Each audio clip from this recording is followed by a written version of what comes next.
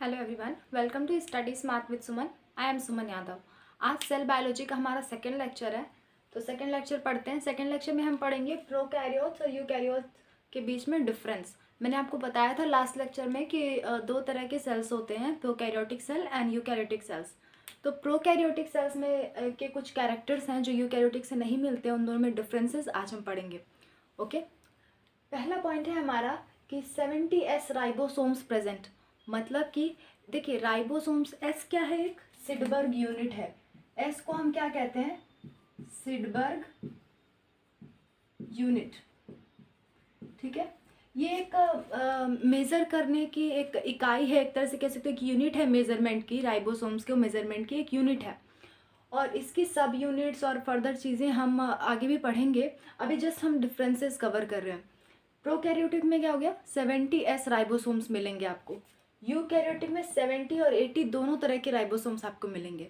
ठीक है, यूकैरियोट में 70S राइबोसोम किस में मिलता है, आपके क्लोरोप्लास्ट में, और दूसरा आपका माइटोकॉन्ड्रिया में। ठीक है, प्रोकैरियोटिक में सेल ऑर्गेनल एब्सेंट होते हैं। सेल ऑर्गेनल का क्या मतलब होता है कि अगर आपकी ये कोई सेल है, उसके अंदर न्यूक्लियस है, ठीक है, तो ये तो आपकी सेल हो गई, ये न्यूक्लियस हो गया। इसके अंदर कुछ और छोटे छोटे स्ट्रक्चर जो आपके प्रेजेंट होते हैं, जो कि सेलुलर एक्टिविटीज़ में हेल्प करते हैं, अलग अलग सेलुलर एक्टिविटीज़ में, और ये मेम्ब्रेन से घिरे होते हैं। ठीक है, उन्हें कहते हैं हम सेल ऑर्गेनल्स। दो ऐसे सेल ऑर्गेनल्स हैं जो मेम्ब्रेन से घिरे नहीं होते हैं। वो कौन कौन से हैं आपके, राइबोसोम्स, और दूसरा है आपका सेंट्रोसोम। जो भी मैं नाम ले रही हूँ उन सबको डिटेल में पढ़ेंगे।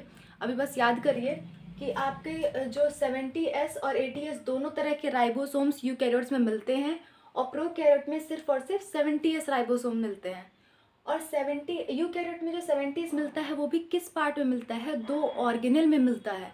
कौन कौन से ऑर्गेनल, आपका क्लोरोप्लास्ट एंड माइटोकॉन्ड्रिया। अच्छा, दूसरा पॉइंट है आपका सेल ऑर्गेनल एब्सेंट। प्रोकैरियोट्स में सेल ऑर्गेनल एब्सेंट होते हैं, यूकैरियोट्स में सेल ऑर्गेनल प्रेजेंट होते हैं। अब सेल ऑर्गेनल्स क्या हैं, सेल ऑर्गेनल्स होते हैं सेल के अंदर जो मेम्ब्रेन बाउंडेड टाइनी स्ट्रक्चर्स पाए जाते हैं, वो आपके होते हैं सेल ऑर्गेनल्स। और दो ऐसे सेल ऑर्गेनल हैं जो मेम्ब्रेन बाउंडेड नहीं हैं, कौन कौन से, राइबोसोम्स एंड सेंट्रोसोम। ठीक है, इन दोनों के बारे में हम डिटेल में फर्दर पढ़ेंगे। अभी बस डिफरेंस क्लियर करते हैं। दूसरी चीज़ है, प्रोकैरियोट्स में न्यूक्लियस ही नहीं मिलता। न्यूक्लियस की जगह क्या होता है, सपोज ये आपका प्रोकैरियोटिक सेल है, ये आपका बैक्टीरिया है, इसमें न्यूक्लियस की जगह ना कुछ ऐसे स्ट्रक्चर ऐसे दिखता है, इसके ऊपर मेम्ब्रेन नहीं पाई जाती, उनकी न्यूक्लियस पे मेम्ब्रेन नहीं होती। तो साइटोप्लाज्म में न्यूक्लियोप्लाज्म मिला हुआ दिखता है, बस थोड़ा सा कंसंट्रेटेड होता है एक जगह पे। तो उस कंसंट्रेटेड पार्ट को हम न्यूक्लियोइड कहते हैं या फिर इनसिपिएंट न्यूक्लियस कहते हैं। ठीक है, इस छोटा सा जो मेम्ब्रेन लेस स्ट्रक्चर है, मतलब कि मेम्ब्रेन जिस पे नहीं है, ऐसा न्यूक्लियस जिस पे मेम्ब्रेन नहीं है, उसको हम कहेंगे न्यूक्लियोइड या फिर इनसिपिएंट न्यूक्लियोइड या इनसिपिएंट न्यूक्लियस। ठीक है, और यूकैरियोट में तो न्यूक्लियस प्रेजेंट होगा, वो भी डबल मेम्ब्रेन बाउंडेड होता है, डबल मेम्ब्रेन बॉन्डेड। ठीक है, डबल मेम्ब्रेन बॉन्डेड होता है। ठीक है, फोर्थ आपका डिफरेंस है, इसमें कोई साइटोस्केलेटन नहीं होता। साइटोस्केलेटन क्या होता है हम आगे पढ़ेंगे। साइटोस्केलेटन एक तरह से जाल जैसा स्ट्रक्चर है, नेटवर्क लाइक स्ट्रक्चर है। जैसे हमारी बॉडी को स्केलेटन एक शेप देता है, वैसे साइटोस्केलेटन आपके सेल को एक शेप देता है। ठीक है, तो साइटोस्केलेटन प्रोकैरियोट में एब्सेंट होता है, और साइटोप्लाज्मिक स्ट्रीमिंग नहीं होती है। साइटोप्लाज्मिक स्ट्रीमिंग का मतलब होता है कि आपका जो साइटोप्लाज्म है ना, वो रोटेट घूमता रहता है, आपका लिक्विड जो है वो घूमता रहता है सेल के अंदर। तो ये चीज़ प्रोकैरियोट में एब्सेंट होती है, प्रोकैरियोट्स में नहीं मिलती। साइटोस्केलेटन और साइटोप्लाज्मिक स्ट्रीमिंग यूकैरियोट्स में प्रेजेंट होती है। साइटोप्लाज्मिक स्ट्रीमिंग क्या है, एक एक्टिव प्रोसेस है। एक्टिव प्रोसेस है मतलब कि इसमें एनर्जी यूटिलाइज होती है, एटीपी यूज़ होता है इसे करने में। ठीक है, मतलब सेल के अंदर जो फ्लूइड होता है ना, वो घूमता रहता है ताकि एक्टिविटीज़ जल्दी हो सकें, सेल लाइव रहे हमारा, और भी इसके बहुत सारे काम हैं। तो ये क्या होता है, एक एक्टिव प्रोसेस होता है और सिर्फ यूकैरियोट्स में मिलता है, प्रोकैरियोट्स में नहीं होता। ठीक है, उसके बाद आपका आता है नंबर ऑफ क्रोमोसोम्स। CHR मतलब मैंने शॉर्ट में लिखा है क्रोमोसोम। क्रोमोसोम क्या होता है, आपके यूकैरियोट्स में सिंगल सर्कुलर DNA मिलता है। मतलब कि सिंगुलर सर्कुलर DNA का दूसरा नाम है आपका प्लाज्मिड। प्लाज्मिड का बहुत अच्छा रोल है, आप पढ़ोगे बायोटेक्नोलॉजी में 12th क्लास में। आप जब जाओगे या फिर 12 आप नीट की प्रिपरेशन कर रहे हो तो 12th की NCERT में आप पढ़ोगे कि प्लाज्मिड का बहुत अच्छा रोल होता है आपके बायोटेक्नोलॉजी में। प्लाज्मिड क्या होता है, सिंगल सर्कुलर DNA होता है। जैसे हम लोग में क्या होता है, न्यूक्लियस में, ये न्यूक्लियस है, न्यूक्लियस में कैसा DNA मिलेगा, ऐसा कुछ DNA मिलेगा। ठीक है, ऐसे लंबे लंबे DNA मिलेंगे। लेकिन यूकैरियोट्स में यही DNA सर्कल में होता है, सर्कल में होता है, और इसी को क्या कहते हैं, प्लाज्मिड कहते हैं इसी को। ठीक है, तो नंबर ऑफ क्रोमोसोम इनमें 1 हुआ, या फिर कह लो 1 सिंगल सर्कुलर DNA होता है। और जो हमारा यूकैरियोटिक होता है, इसमें बहुत सारे क्रोमोसोम्स होते हैं। ह्यूमन में कितने होते हैं, ह्यूमन में 23 पेयर क्रोमोसोम मिलता है। 22 सोमैटिक होता है और +1 क्या होता है, सेक्सुअल क्रोमोसोम होता है। सेक्सुअल क्रोमोसोम होता है 1 पेयर। 1 पेयर हम पढ़ते हैं ना, XY पढ़ते हैं मेल में, और XX पढ़ते हैं किसमें, फीमेल में। ठीक है, तो 23 पेयर क्रोमोसोम होते हैं ह्यूमन बींग्स में। और भी अलग अलग ऑर्गेनिज्म में अलग अलग नंबर ऑफ क्रोमोसोम्स होते हैं, हम इसके बारे में पढ़ेंगे। दूसरा चैप्टर है इसका, sexual reproduction of flowering plants में आप इसको पढ़ेंगे, 12th क्लास में ये चैप्टर है आपके। ठीक है, और आपको याद रखना है प्रोकैरियोट में सिंगल सर्कुलर DNA पाया जाता है, जिसे प्लाज्मिड कहते हैं। उसके बाद आता है आपका माइटोकॉन्ड्रिया। माइटोकॉन्ड्रिया एक तरह का सेल ऑर्गेनल है।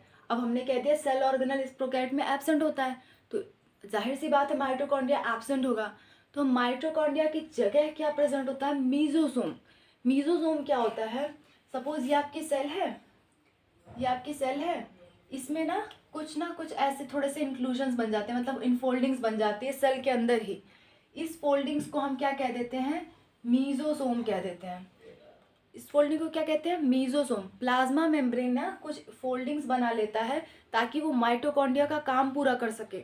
माइटोकॉन्ड्रिया को क्या कहते हैं, power house of the cells, power house of the cell. मतलब कि ये ATP प्रोडक्शन करता है ना, तो ATP प्रोडक्शन तो यूकैरियोटिक को भी चाहिए, प्रोकैरियोटिक को भी चाहिए। तो प्रोकैरियोटिक में जब माइटोकॉन्ड्रिया एब्सेंट है तो उसकी जगह कुछ ना कुछ बनाना पड़ेगा।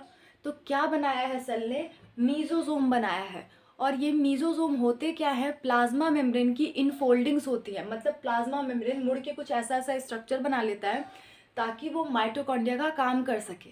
इसको NCERT ने कैसे लिखा है, mesosome are invagination of plasma membrane. ये PM क्या है आपका, प्लाज्मा मेम्ब्रेन।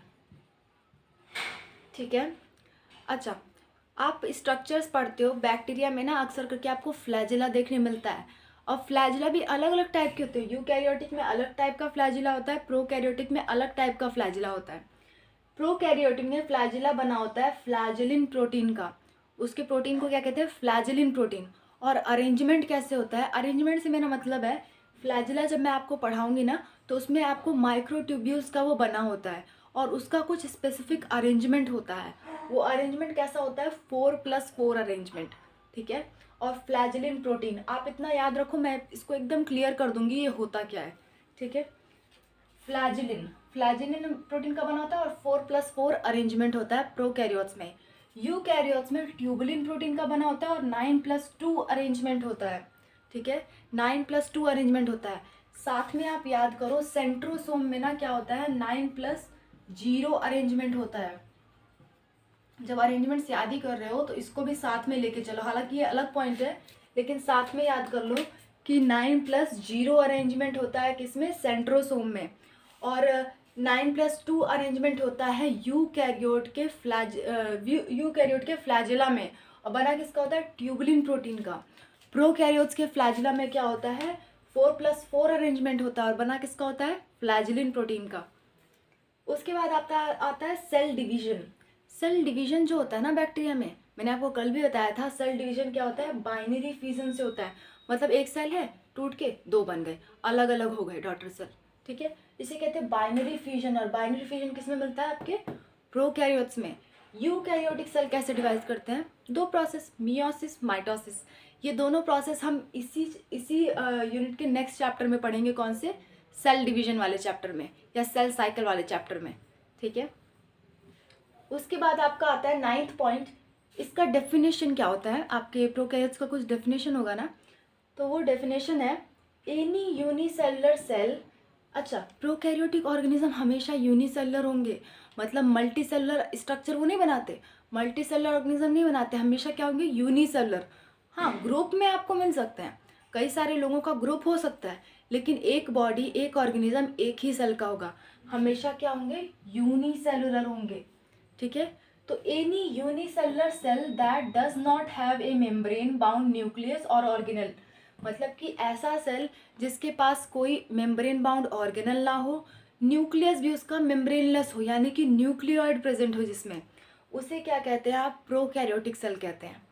वहीं यूकैरियोटिक का डेफिनेशन है any cell that contain a clearly defined nucleus, मतलब कि अच्छा, इसके न्यूक्लियस को ना मैंने आपको 2 नाम बताया, न्यूक्लियाइड इंसिपिएंट न्यूक्लियस, और आप इसको कह सकते हो not defined nucleus, not defined nucleus. Nucleus not defined क्यों बोल रहे हैं? क्योंकि इसका न्यूक्लियस के बाहर कोई मेम्ब्रेन नहीं है। नॉट डिफाइंड इसलिए बोल रहे हैं क्योंकि इसके न्यूक्लियस के बाहर कोई मेम्ब्रेन नहीं है, मतलब कि उसका वो कहाँ तक है न्यूक्लियस, ये डिफाइंड नहीं है आपका। यानी ये सेल है ना आपका, ये सेल है, इसके ऊपर ऐसे छोटे छोटे छोटे छोटे मतलब स्ट्रक्चर्स, मतलब एक लिक्विड जैसा स्ट्रक्चर पाया जाता है, लेकिन वो कितनी दूर तक फैला है ये डिफाइंड नहीं है। क्यों? क्योंकि मेम्ब्रेन नहीं है उसके ऊपर, इसलिए कह दिया नॉट डिफाइंड न्यूक्लियस, या फिर इनसिपिएंट न्यूक्लियस, या फिर इनसिपिएंट मतलब होता है इनडिस्टिंक्ट, मतलब कि जो स्पष्ट ना हो। इनडिस्टिंक्ट या फिर इनसिपिएंट मतलब होता है जो स्पष्ट ना हो। तो ऐसा न्यूक्लियस जो इनसिपिएंट या इनडिस्टिंक्ट हो या नॉट डिफाइंड हो, उसी को कहते हैं न्यूक्लियड, और किस में मिलता है? प्रोकैरियोट्स में। वहीं यूकैरियोट्स में क्या होगा? क्लियरली डिफाइंड न्यूक्लियस, क्योंकि उसके ऊपर मेम्ब्रेन मिलती है। Clearly defined nucleus and membrane bound organelle, और सारे ऑर्गेनल क्या हो गए? मेम्ब्रेन बाउंड, एक्सेप्ट 2, कौन कौन से? Ribosome and centrosome. इसके बाद आपके एग्जाम्पल्स हैं। एग्जाम्पल में क्या आएगा इसमें? बैक्टीरिया, और बैक्टीरिया दूसरे तरह का आर्कीबैक्टीरिया, माइकोप्लाज्मा। माइकोप्लाज्मा मैंने लास्ट क्लास में बताया कि ये एक ऐसा बैक्टीरिया है जिसमें सेल वॉल क्या होती है? एब्सेंट होती है। सेल वॉल एब्सेंट होती है, इसीलिए इसको पेनिसिलिन नहीं कर सकता। पेनिसिलिन कांट किल इट, ठीक है। माइकोप्लाज्मा का दूसरा नाम भी याद कराया था, PPLO, pleura pneumonia like organism, या फिर जोकर ऑफ प्लांट किंगडम। उसके बाद अच्छा, ब्लू ग्रीन एल्गी, नाम से तो लग रहा है एल्गी है, लेकिन ये होता क्या है? बैक्टीरिया। और कौन सा बैक्टीरिया? साइनोबैक्टीरिया। साइनोबैक्टीरिया इसे कहते हैं, या फिर ब्लू ग्रीन एल्गी कहते हैं। ये भी आपका क्या है? प्रोकैरियोट है। उसके बाद अब यूकैरियोटिक में एग्जाम्पल क्या है आपका? Animal cell, plant cell, fungi cell, algae cell, जितने भी है बाकी सब क्या है आपके? यूकैरियोटिक सेल्स हैं, ठीक है। तो आज की क्लास में बस इतना ही, मिलते हैं नेक्स्ट क्लास में नेक्स्ट टॉपिक के साथ। Thanks to all of you.